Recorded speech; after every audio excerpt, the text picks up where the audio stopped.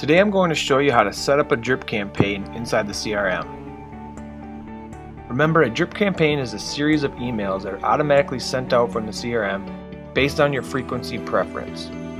The nice thing about an automated follow-up process or drip campaign is that you have complete control of it.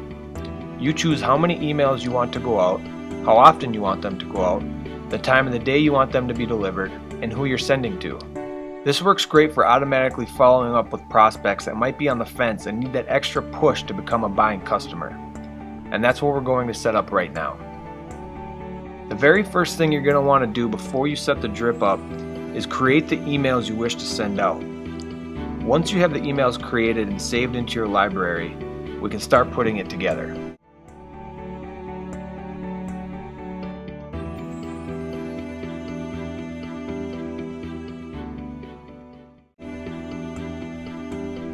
The first thing you want to do is hover your mouse over the communication tab at the top of your CRM. You'll see the drip campaign icon 3 options down. Click on that. Throughout the CRM you will see these question marks scattered throughout your pages. If you hover your mouse over that, it'll provide more information on the page that you're on. I always recommend go ahead and take a second to read those. From here we want to click on the green Create New Drip Campaign icon. This will give us a drop down to set up the details of the drip. So we can give it a name,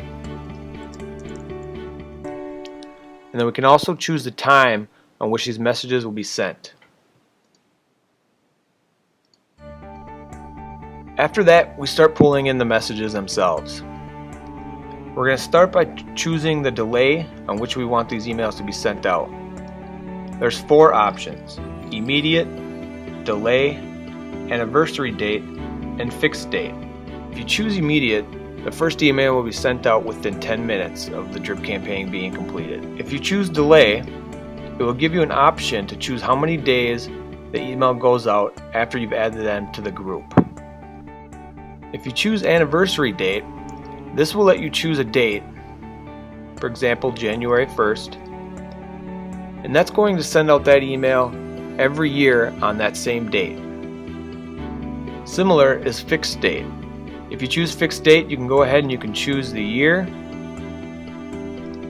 month, and day for that email to be sent out.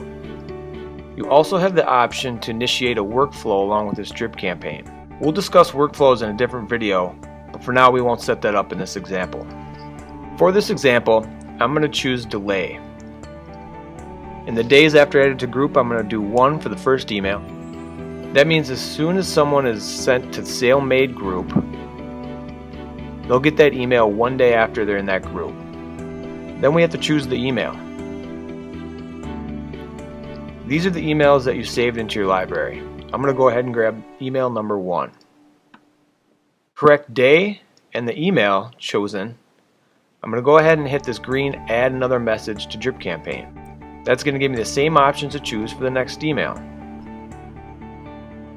For this one, I want the second email to go out on day 4 after they've been added to the group. Then I'm going to grab the second email,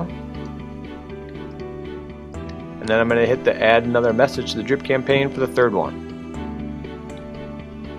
This third email I want to go out on day 7, and I'm going to grab the third email. You would keep doing this until you have all the emails in this drip campaign set up. After I'm done setting up my drip and grabbing the emails, I'm going to hit this green save icon.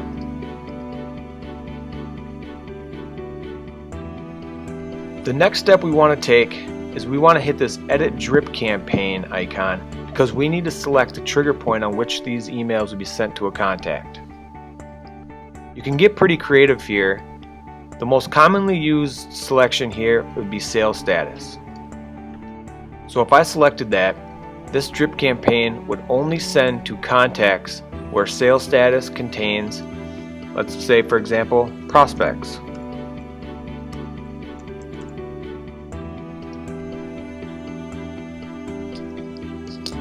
So that means that drip campaign will only go out to contacts in my database who have been marked as a prospect.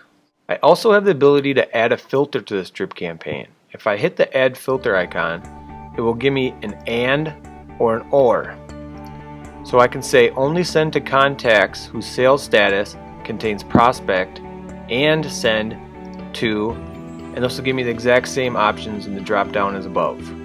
So I could do something like only send to contacts whose sales status contains prospect, but only the contacts that read drip campaign ID number, and then I would select the number from a different drip campaign.